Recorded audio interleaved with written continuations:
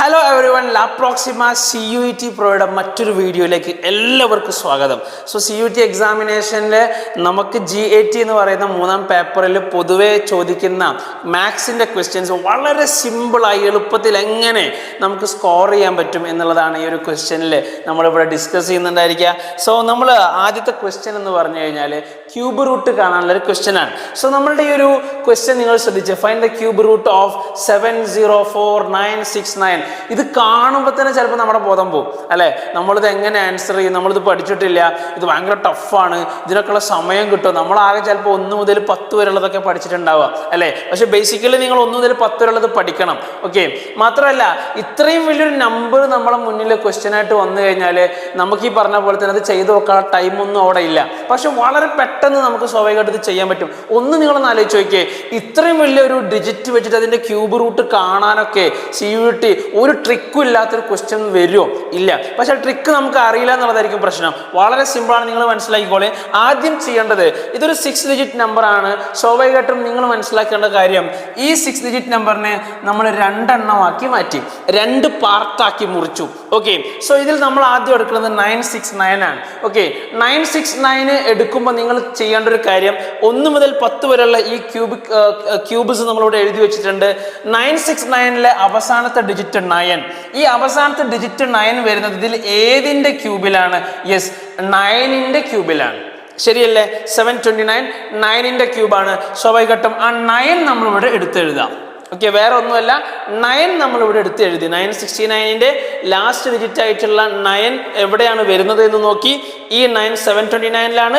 729 എന്ന് പറഞ്ഞു കഴിഞ്ഞാൽ 9ന്റെ ക്യൂബാണ്. ആ 9 നമ്മൾ എടുത്തെഴുതി. ഏതിൻ്റെയാണോ ക്യൂബ് ആ ഡിജിറ്റ് ആണ് നമ്മൾ എഴുതേണ്ടത്. ശരി, ഇനി 704 ആണ്.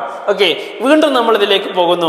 704 എന്ന് പറയുന്ന നമ്പർ ഏതെല്ലാം നമ്പേഴ്സിന്റെ ക്യൂബ്സിന്റെ ഇടയിലാണ് വരുന്നത്? നോക്കിക്കേ, 8ന്റെയും 9ന്റെയും ക്യൂബിന്റെ ഇടയിലാണ് വരുന്നത്. സ്വാഭാവികമായിട്ടും 8ന്റെയും 9ന്റെയും ഇടയിൽ 8 9 അതിൽ ഏറ്റവും ചെറിയ നമ്പർ ഏതാ?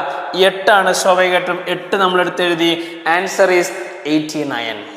ഓക്കെ, ഇത് എക്സ്പ്ലെയിൻ ചെയ്യുമ്പോൾ എത്ര സമയം എടുത്തെങ്കിൽ നിങ്ങളൊന്ന് ആലോചിച്ച് നോക്കിയേ. ആൻസർ ഇതൊക്കെ പ്രാക്ടീസ് ചെയ്ത് ആൻസറിലേക്ക് എത്താൻ ഒരു ക്വസ്റ്റ്യൻ അങ്ങ് വന്നു കഴിഞ്ഞാൽ 5 സെക്കൻഡ് വേണോ? വേണ്ട, ആവശ്യമില്ല. വേറൊരു ക്വസ്റ്റ്യനിലേക്ക് നമുക്ക് പോകാം. ഇതേ സാധനം CUET 2025 വന്നിട്ടുണ്ട്. ഓക്കെ, ആ ക്വസ്റ്റ്യൻ നിങ്ങളൊന്ന് നോക്കിയേ. നിങ്ങൾ തന്നെ ഇത് പോസ് ചെയ്ത് വേണമെങ്കിൽ ഒന്ന് ചെയ്ത് നോക്കാൻ ശ്രമിക്കുക.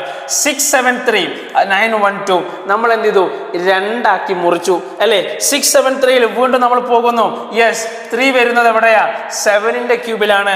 7 അങ്ങ് ധൈര്യമായിട്ട് എടുത്ത് എഴുതിക്കോ, ഒരു പ്രശ്നം വേണ്ട. അടുത്തത് 912 വരുന്നത് എവിടെയാ? 9ന്റെയും 10ന്റെയും ക്യൂബുകളുടെ ഇടയിലാണ് അല്ലേ. സ്വാഭാവികമായിട്ടും 9 10 ഏതാ ചെറുത്? 9 ആണ്. ആൻസർ 97 അല്ലേ. ഒറ്റ ക്വസ്റ്റ്യനും കൂടി ചെയ്ത് നമുക്ക് അവസാനിപ്പിക്കുക. കാരണം എന്താ അറിയോ, ഇതൊക്കെ നമുക്ക് വെള്ളം പോലെ ആയി. ഇപ്പോൾ 2 ക്വസ്റ്റ്യൻ ചെയ്തപ്പോൾ നോക്കിയേ, 571787 അല്ലേ, 2 ആക്കി അങ്ങ് മുറിച്ചു. 7 ലാസ്റ്റ് വരുന്നത് എവിടെയാ? യെസ്, പെട്ടെന്ന് കിട്ടി, 3യുടെ ക്യൂബിലാണ് അല്ലേ.